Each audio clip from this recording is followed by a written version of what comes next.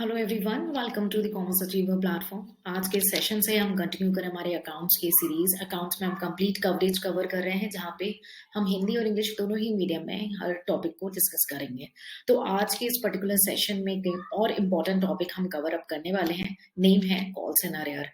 अगर आपको इस पर्टिकुलर टॉपिक में थोड़ी सी भी नॉलेज हो या जीरो भी नॉलेज हो तो आप एक राइट डायरेक्शन पे हैं। मैं इसे आपको एक ले लैंग्वेज में एक्सप्लेन करूंगी, प्रैक्टिकल लाइफ से कनेक्ट कराऊंगी, ताकि आपको इसे रटना नहीं पड़े और आप इजी लैंग्वेज में इसे अंडरस्टैंड करें। क्योंकि अंडरस्टैंड करना आसान है, रटते रहने में एनर्जी ज्यादा लगती है, खासकर तब जब टॉपिक्स ज्यादा हो जाते हैं। तो कंटेंट आपको हिंदी और इंग्लिश दोनों ही मीडियम में मिलेगा। पहले मैं आपको ले लैंग्वेज में जो है एक्सप्लेनेशन करूंगी, फिर आपको कनेक्ट करूंगी वर्ड से, और ताकि आप इन वर्ड्स को रीड करें और अपनी जब आंसर राइटिंग, कहीं डिटेल आपको आंसर राइटिंग करनी है या एमसीक्यूज की प्रैक्टिस करनी है, तो ये वर्डिंग्स आपको वहां पे हेल्प करेंगी। तो पहला स्टेप होता है understanding, then reading and then answer writing practice. ठीक है। तो कॉल्स इन अरियर, देखिए नाम ये बता रहा है कि कॉल्स को बुलाया। कंपनी के व्यू पॉइंट में हम कंपनीज का जो है कवर अप कर रहे हैं कंपनी अकाउंट्स में। कॉल्स को बुलाया होगा कंपनी ने, कॉल्स रेज की होगी किससे? ऑब्वियसली शेयर होल्डर से। और अगर जब कंपनी ने कॉल रेज की है और लोगों ने कॉल पे नहीं की, तब वो हो गई अरियर। ठीक है। तो ले लैंग्वेज में अगर हम बात करें तो कॉल को बुलाया गया, बट कॉल ड्यू तो हो गई, बट शेयर होल्डर्स पे नहीं करने आए, तो उस केस में अरियर हो गया। यानी वो पे नहीं किए तो लॉस हो गया कंपनी को, कंपनी के लिए एक अरियर हो गया। ठीक है। तो ले लैंग्वेज में आपको कनेक्ट किया कि कॉल्स इन अरियर ले लैंग्वेज में क्या होता है। ठीक है। जनरली क्या होता है, टाइम टू टाइम में मैंने ऑलरेडी डिस्कस किया कि लास्ट सेशंस में कि कॉल्स को शेयर होल्डर्स से मंगाया जाता है टाइम टू टाइम जब कंपनी को पैसों की जरूरत होती है। और कई बार ऐसे होते हैं कि शेयर होल्डर तो ड्यू डेट में पेमेंट कर देते हैं, बट कई बार ऐसे भी होता है कि ड्यू डेट में पेमेंट्स नहीं होती। इसे हम कहते हैं कॉल सिनेरियो। तो एक बार क्विकली रीड करते हैं, फिर बढ़ेंगे कॉल सिनेरियो में फर्दर, और इंटरेस्ट एंड कॉल सिनेरियो में भी आज हम डिस्कशन करेंगे। So when calls are made upon shares allotted, the shares has been allotted to you. If you don't know what is the allotment of share, we already covered all those sessions. It's a request to refer complete series. Okay. So when calls are made upon share allotted, the shareholders holding the share, the shareholders who are holding the share are bound to pay the call money within the date fixed for the payment. If a shareholder makes a default, that means doesn't pay, make a payment of the call money within the appointed date. It's very important to make the payment within the appointed date, or we can say a due date. The amount thus failed, which is failed for the payment on a call, is called calls in arrear. Is that clear? It's a calls in arrear. ठीक है। तो I believe आपको basic idea कि calls in arrear क्या होता है वो clear हो चुका है। ठीक है। तो कॉल्स इन अरियर को मैंने क्या कहा, कंपनी ने जो है कॉल करी, बुलाया। ठीक है। तो ये हमारे कॉल्ड अप का पार्ट है। कंपनी ने कॉल करी तो ये हमारा कॉल्ड अप शेयर कैपिटल का पार्ट है, जिसे शेयर होल्डर्स ने अगर पे नहीं किया तो ये सिचुएशन अराइज होती है। ठीक है। So call in arrear refer to the portion of the capital. It's a portion of the capital which has been called by the company, which has been called up, but not yet paid by the shareholders. Because why the shareholders not paid up? Because they made a default. They didn't pay the calls which is being due to be paid within the due time. So calls in arrear refer to that portion of the capital which has been called up but not yet paid by the shareholder. अगर आज तक आप इस चीज को रट के ना, हाँ कॉल्ड अप है और कॉल्ड अप से माइनस करना है, कॉल्ड अप किया पेड अप नहीं हुआ, है ना, रटिए नहीं, इसे अंडरस्टैंड करें। अंडरस्टैंड करना बहुत आसान है, और अगर कोई क्वेरी है तो उसे साथ में लेके नहीं जाना है, उसे क्लियर करना है। ठीक है। तो हमने बेसिक आइडिया ले लिया कि भाई कॉल्स इन अरियर जो है, जिसे कॉल्ड किया हमारी कंपनी ने, लेकिन शेयर होल्डर नहीं आए पे करने। ठीक है। तो शेयर होल्डर क्या किए, फेल कर गया, डिफॉल्ट कर गया पेमेंट को। ठीक है। हो सकता है ये अरियर अलॉटमेंट के टाइम भी हो सकता है फर्स्ट कॉल में हो, सेकंड कॉल में हो, या जो भी हमारी फर्दर कॉल या फाइनल कॉल्स में हो, किसी भी टाइम में भी कॉल्स इन अरियर हो सकता है ना, ऐसे कोई रूल ऑफ थंब नहीं है। तो इसे बुक्स ऑफ अकाउंट में कैसे दिखाएंगे? इसे बुक्स ऑफ अकाउंट में एक सेपरेट अकाउंट ओपन होगा जिसका नाम है कॉल्स इन अरियर अकाउंट, वहां पे डिस्क्लोजर होगा। ठीक है। So when a shareholder fails to pay the amount due on allotment and or calls, the allotment account और uh calls account is transferred to a special account called as calls in arrear account. भाई जो fail कर गया उनको किसी और खाते में भेजना है, क्योंकि उनको अब कर देना है कंपनी से बाय बाय, क्योंकि उन्होंने हमारे कॉल्स के अमाउंट को पे नहीं किया है, ठीक है, with in the due time. तो इसीलिए एक सेपरेट अकाउंट ओपन हो जाता है, कॉल्स इन अरियर अकाउंट, ठीक है। तो अभी तक हमने एक ले लैंग्वेज में समझा हमारा कॉल्स इन अरियर क्या होता है। फिर ये कॉल्ड अप का पार्ट है जिसे अभी तक पे नहीं किया गया है शेयर होल्डर्स के द्वारा, हमने ये इन्फॉर्मेशन अंडरस्टैंड की। दूसरा, कॉल्ड अप जो कैपिटल जो कॉल्स इन अरियर है, ये हमारा कॉल्ड अप के पार्ट के होने के बाद हम एक सेपरेट अकाउंट भी इसका ओपन कर लेते हैं अगर कॉल्स इन अरियर अराइज्ड होता है, जिसे हम कहते हैं कॉल्स इन अरियर अकाउंट। क्या ये केवल अलॉटमेंट के टाइम हो सकता है? नहीं, ये कॉल्स इन जो है, ये जो फेलियर है वो अलॉटमेंट के टाइम भी हो सकता है वो किसी कॉल्स के टाइम में भी हो, ठीक है। तो ऐसा कोई रूल नहीं है कि ये केवल अलॉटमेंट के टाइम से ही हो सकता है या केवल एक सिंगल कॉल में ही हो सकता है, any time.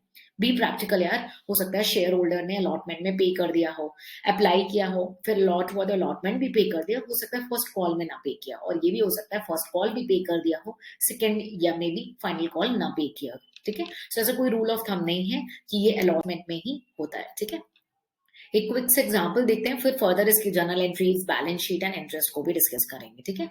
A company has not received allotment money, company ने किसी ने अप्लाई किया, वो शेयर होल्डर बन गया, ठीक है। अब कंपनी ने अलॉटमेंट को कॉल बुलाई, अलॉटमेंट को रेज किया और बोला भाई शेयर होल्डर, अलॉटमेंट की मनी अब तुम देने आ जाओ, ये हमारी ड्यू डेट है, ठीक है। तो अलॉटमेंट मनी इस एग्जाम्पल के अकॉर्डिंग ₹3 पर शेयर थी और उस शेयर होल्डर के पास 100 शेयर थे कंपनी में। आप अपने लिए ले लीजिए, मानिए आपके पास कंपनी के शेयर होल्डर है, 100 शेयर्स हैं, सॉरी, और मैं आपको बोल रही हूँ एज अ कंपनी कि आप आओ और ₹3 आके पे कर दो, क्योंकि अभी हमें ₹3 की जरूरत है, ठीक है, हमें यानी कंपनी को। और फर्स्ट कॉल मनी जो है वो ₹2 की पर शेयर के हिसाब से दी, एक शेयर होल्डर है जिसके पास 200 शेयर थे, ठीक है। तो अरियर क्या हुआ, एक शेयर होल्डर था जिसने अलॉटमेंट नहीं पे करी, उस अलॉटमेंट की वैल्यू थी ₹3 और उस शेयर होल्डर के पास थे 100 शेयर। और एक ऐसा शेयर होल्डर था जिसने फाइनल कॉल नहीं पे करी, फर्स्ट कॉल नहीं पे करी, जिसकी वैल्यू थी ₹2 और उसके पास शेयर थे ₹200। तो दोनों फेलियर हुए, हो सकता है मिस्टर ए और मिस्टर बी, और मे बी मिसेस ए और मिस ए और मिस बी, ठीक है, एनी, ठीक है। तो हमारे कॉल्स एंड अरियर क्या हुआ, चलिए देखते हैं। तो सबसे पहले मानिए आप एक ऐसा शेयर होल्डर है जिसने अलॉटमेंट नहीं पे करी, आपके पास थे 100 शेयर, तो 100 इंटू ₹3, ये आपकी अलॉटमेंट की डिफॉल्ट हो गई। एक शेयर होल्डर थे जिसने फर्स्ट कॉल नहीं पे की, उनके पास 200 शेयर थे और फर्स्ट कॉल की वैल्यू क्या थी ₹2, तो 200 इंटू 2 400, टोटल 700 जो कॉल्स एंड अरियर हुआ, ठीक है। तो ये हमारे किस अकाउंट में जाएगा, कॉल्स एंड अरियर अकाउंट में आएगा, ठीक है। तो आई बिलीव आपको इस एग्जांपल से ये क्लियर हो चुका हो कि कॉल्स एंड अरियर अकाउंट क्यों ओपन होता है, कैसे कैलकुलेट करते हैं हम अमाउंट को, ठीक है। और ये अलॉटमेंट के साथ साथ फर्स्ट कॉल में भी हो सकता है, अलॉटमेंट में भी हो सकता है, ठीक है। अगर कोई डाउट है तो उसे साथ में लेके मत जाना, उसे पूछना, ठीक है। So let's read example. For example, a company has not received allotment money, say ₹3 per share, and if you are a shareholder of 100 shares, company not received an allotment money of ₹3 per share on 100 share, and first call money of ₹2 per share on 200 share. So these amounts, say 300 and 400, due on allotment and first call respectively, are called calls in arrear, ठीक है। The main purpose of opening a calls in arrear account is to close the allotment and the other calls with the amount not yet received, क्योंकि उस share holder को तो bye bye कर देना होगा ना, जब भी तो पैसे नहीं दिए उन्होंने, है ना, तो ये कॉल्स इन अरियर हो जाएगा। कोई डाउट है क्यों ये अमाउंट कैलकुलेट हुई, कैसे हुई, किसी भी चीज में कोई डाउट अपने साथ लेके नहीं आना, क्योंकि सीरियसली समझना बहुत आसान है, एक बार समझ लोगे ना तो डिफिकल्टी लेवल कम होती चली जाएगी, और रटते रहोगे तो डिफिकल्टी लेवल बढ़ती चली जाएगी। तब चॉइस आपको करनी है कि आपको क्या चाहिए, ठीक है। तो अभी हमने एग्जाम्पल समझा, हम समझेंगे अब जर्नल एंट्रीज, ठीक है। अब मानो कि भाई कोई अलॉटमेंट है या फर्स्ट कॉल है, कोई भी कॉल है, ठीक है। अब जब कंपनी ने बोला कि भाई आओ और पैसे दो, तो हमने क्या जर्नल एंट्री पास की थी, से share allotment account debit to share capital, रटना नहीं, आई बिलीव आप उसे कनेक्ट कर पा रहे हो। और अगर आपको डाउट है ना, तो लास्ट सेशंस को जितने भी कवर अप किए हैं इस पर्टिकुलर टॉपिक से रिलेटेड, उसे रिवाइज कर लेना, लेकिन रटना मत, रिक्वेस्ट है। अब मैंने जब आपको बोला, मैंने यानी कंपनी ने कि भाई आओ मुझे पैसे चाहिए, शेयर होल्डर आपके पास 100 शेयर है इस गिवन एग्जांपल के हिसाब से, आओ अलॉटमेंट के पैसे पे करो। तो share allotment account debit to share capital, मैंने ड्यू कर दी। अब मुझे क्या पता था आप पेमेंट करने आओगे या नहीं आओगे। अब कुछ समय बाद जब ड्यू डेट चली गई तो आपने पेमेंट नहीं की, तो अब क्या हो जाएगा, कॉल्स इन अरियर हो जाएगा। तो अभी हमने एंट्री क्या पास की थी, share allotment to share capital, लेकिन आप क्या फेल कर गए, अलॉटमेंट फेल कर गए। तो क्या हो जाएगा, calls in arrear account debit to share allotment. Agree होना, सेटिस्फाइड होना, जो पहली एंट्री है अगर उससे सेटिस्फाइड हो चुके हो तभी आप सेकंड एंट्री पे जाना, नहीं तो अपने आप को पॉज कर लेना, इसको थिंक करना, और कोई क्वेरी है अगर तो उससे पूछना, ठीक है। अब मानो हो सकता है आपने कुछ ड्यू डेट के बाद कॉल से अरियर पे करने का प्लान किया हो, या आप पे करने को रेडी हैं कि चलो हम विद इंटरेस्ट पे कर देंगे, ठीक है। तो पेमेंट कर रहे हो, आपको शेयर होल्डर आप पेमेंट कर रहे हो, हम कंपनी का अकाउंट बना रहे हैं, जनरल एंट्री भी कंपनी की पास कर रहे हैं। तो अब कंपनी के पास पैसे आए तो क्या होगा, बैंक अकाउंट डेबिट। किस वजह से आए, कॉल्स एंड अरियर के अगेंस्ट में आप पे करें to calls and arrear account.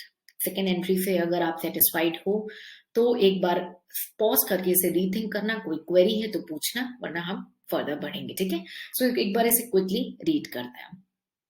When call money is an area, so suppose when a company being suppose in this example I'm a company, I asked you, okay Mr. X, you are the holder of, let's say 100 share. So I called every shareholder, not an individual shareholders, I called every shareholder, okay shareholders, I need a money, I means a company need a money, now it's a time to make a allotment. So I means a company raised in the books of account of allotment money. Okay, so then what entry I passed while raising the allotment, share allotment account debit to share capital account. I already discussed this, okay, why I debited the share allotment account, why I credited the share capital account. Now I made the drew entry, I asked you please come and pay. But what if one shareholder who hold 100 shares say failed to pay that? So why they failed? They failed because they made an error due to any of the reason, but they failed against allotment. For example, it may be any call, it may be an allotment. So if you failed against the allotment, what the entry will become, calls in arrear account debit to share allotment. Hope you agree with this first journal entry, okay? And when suppose you decided to pay on the later date after the due date the arrear amount with the interest, then being a company, I receive a money from you, then bank account debit to calls in arrear account. So I hope you agree with this journal entry. In case of any doubt, feel free to ask and get it cleared. Okay अब हम discuss करते हैं disclosure. हमारे balance sheet में जो disclosure की बात हो रही है, तो हमने ऑलरेडी बताया था कि भाई ये क्या है, कॉल्ड अप किया है बट पे नहीं करने आया शेयर होल्डर, ठीक है। तो इस कॉल्स एंड अरियर को हम रिड्यूस करेंगे हमारे कॉल्ड अप कैपिटल से, ठीक है, जो कि बैलेंस शीट में रिफ्लेक्ट होगा। अब एक कॉन्सेप्ट आगे चल के हम इसे रीड करेंगे फॉर फीचर का, क्योंकि इंटरेस्ट भी चार्ज होता है, कॉल्स एंड अरियर हो जाते हैं, लेकिन कई बार वो पीरियड भी लैप्स हो जाता है। तो कंपनी डिसाइड करते हैं कि अब हमने जिन्होंने पे नहीं किया है उन्होंने अपने आप को डिफॉल्ट डिक्लेयर कर दिया है, तो कंपनी उनके शेयर को फॉरफीट कर लेती है, यानी अपने जेब में रख लेती है, जितना पैसे अब तक दिए होते हैं उसे रख लेती है। डोंट वरी, फॉर फ्यूचर को हम नेक्स्ट सेशंस में फर्दर सेशन में कवर अप करेंगे। यहाँ पे आपको सिर्फ फोकस रखना है कॉल्स एंड अरियर पे, ठीक है। So let's discuss the word. The amount of calls and arrear is shown by way of deduction, that is a minus from the called up capital in the balance sheet. Please do agree with this. Do not do any kind of mug up. Okay. It is shown in the balance sheet until remember, until the shares which money unpaid are forfeited, because once they forfeited then it will be moved to the forfeited account, okay, then it will not remain a call scenario, right? So until it's forfeited it will be shown as in the balance sheet as deduction from the called up capital, okay. So while at the time of forfeiture, so when the money forfeit, then calls and arrear account need to be closed, so share capital account debit to calls and arrear. Don't worry, we will discuss forfeiture in separate session, ठीक है। सो I believe यहाँ तक आपको कोई भी doubt नहीं हो, अगर है तो लेके मत जाना, उसे पूछ करके क्लियर करना। तो एक बार क्विकली रिकॉल करते हैं हमने अभी तक क्या क्या पढ़ा। हमने बेसिक मीनिंग समझी, कॉल्स एंड अरियर क्या होता है। दूसरा हमने ये समझा कि कॉल्ड अप का पार्ट है, ठीक है। तीसरा हमने ये समझा कि कॉल्स एंड अरियर करके एक सेपरेट अकाउंट बनता है। फोर्थ हमने एक एग्जाम्पल देखा। फिफ्थ हमने जर्नल एंट्री समझी एंड सिक्स्थ हमने बैलेंस शीट का डिस्क्लोजर समझा, ठीक है। अब हम बढ़ते हैं हमारे इंटरेस्ट की ओर, जिसको कैलकुलेट करेंगे। अगर कॉल्स एंड अरियर हो जाता है और इस पे इंटरेस्ट जो चार्ज करता है, तो यार कंपनी को तो मजे हैं, सामने वाले ने अरियर तो किया है, अब वो मेरे को इंटरेस्ट के साथ पैसे देगा या देगी, ठीक है। So interest calls and arrear के बारे में कि इंटरेस्ट कितना चार्ज होगा कि नहीं होगा, ये जनरली जो है आर्टिकल्स ऑफ द कंपनी में यानी AOA में मेंशन होता है, ठीक है। बट कई बार क्या होता है ना, हमारा आर्टिकल ऑफ एसोसिएशन यानी AOA साइलेंट होता है, चुप भी रहता है, उसमें कुछ भी नहीं बोलता, तब उस केस में क्या होगा, टेबल एफ है एक schedule 1 of the companies act 2013 के अकॉर्डिंग, उसमें मेंशन है कि किस सिचुएशन में कॉल्स एंड अरियर लगेगा और कितना सम जो है रिस्पेक्ट एप्लीकेबल होगा, किस डेट से कैलकुलेट करेंगे, जिस डेट से आपको ड्यू डेट था आपको पेमेंट करने का, तब से लेकर के आपने जिस डेट में एक्चुअल पेमेंट की है तब तक का आपको इंटरेस्ट कैलकुलेट करना है। प्लस मैक्सिमम इंटरेस्ट रेट क्या होगा, 10%, यानी 10% या उससे कम ही कंपनी चार्ज कर सकती है इंटरेस्ट, उससे ज्यादा नहीं चार्ज कर सकती है, ठीक है। तो कई बार ऐसा भी हो सकता है कि कॉल से नरिया पे करना इंटरेस्ट बहुत जरूरी है, कहीं उससे बचा जा सकता है, हाँ उससे बचा जा सकता है, लेकिन वो भी डायरेक्टर की चॉइस है कि अगर डायरेक्टर चाहे तो उसे वेव कर सकता है, उसे छोड़ सकता है कि आप कॉल से नरिया पे इंटरेस्ट ना पे करें, ठीक है। तो इंटरेस्ट जो है कॉल्स एंड अरियर में कंपनी के लिए फायदे वाली चीज हो जाएगी, तो वो कंपनी के प्रॉफिट एंड लॉस अकाउंट में ईयर एंड में चली जाएगी, ठीक है। एक बार क्विकली रीड करते हैं ताकि एक आपको अच्छी वर्डिक्ट्स मिल सके। The interest is recoverable according to the provision in this regard in the articles of the company. ठीक है, so regarding the interest, it's mentioned in the article of association of the company. But if the articles are silent, what if the article of association is silent? Then Table F of Schedule 1 of the Companies Act 2013 shall be applicable, which prescribe what Table F prescribe.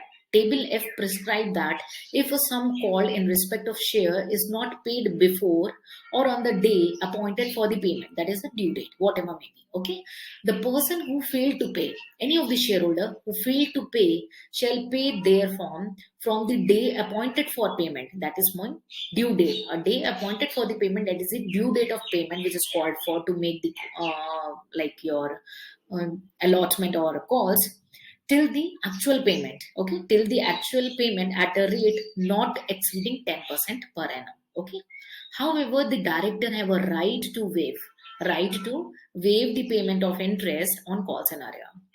The interest on calls and arrear account is transferred. There is a separate account, interest, calls and arrear account. We will prepare a separate account, interest, calls and arrear account, and which is transferred to the profit and loss account of the company at the end of the year, ठीक है। सो I believe आपको clear हो चुका हो, 10% maximum rate है, पहले article of association को refer करना है, अगर आर्टिकल साइलेंट है तो हमें टेबल एफ को रिफर करना है। कब से कैलकुलेट करना है, जिस डेट को बोला गया था पेमेंट करने के लिए लेकिन मैंने नहीं की, जो भी ड्यू डेट थी उस डेट से लेके जिस डेट की मैंने पेमेंट करी है, तो ये ड्यूरेशन लेंगे। रेट ऑफ इंटरेस्ट मैक्सिमम क्या है, 10% है। Agree. Separate interest on calls and arrear account बनता है जिसे company at end of the year में पीएनएल अकाउंट में ट्रांसफर करती है। क्या ये पेमेंट करना हर सिचुएशन में मैंडेटरी है, नहीं, डायरेक्टर चाहे तो उसे वेव कर सकता है, ठीक है। तो ब्रीफ आउटलाइन मैंने पॉइंटर्स आपको बता दिए, अब क्विकली एक बार इसकी जर्नल एंट्रीज देख लेते हैं, ठीक है। सो इंटरेस्ट ड्यू हुआ, मानिए कोई ऐसा शेयर होल्डर है जिसने कॉल्स एंड अरियर भी टाइम पे नहीं पे किया और इंटरेस्ट उसके ऊपर लग गया, ठीक है, तो शेयर होल्डर है उसके ऊपर लगा, तो share holder account debit to interest on calls and arrear account, ठीक है।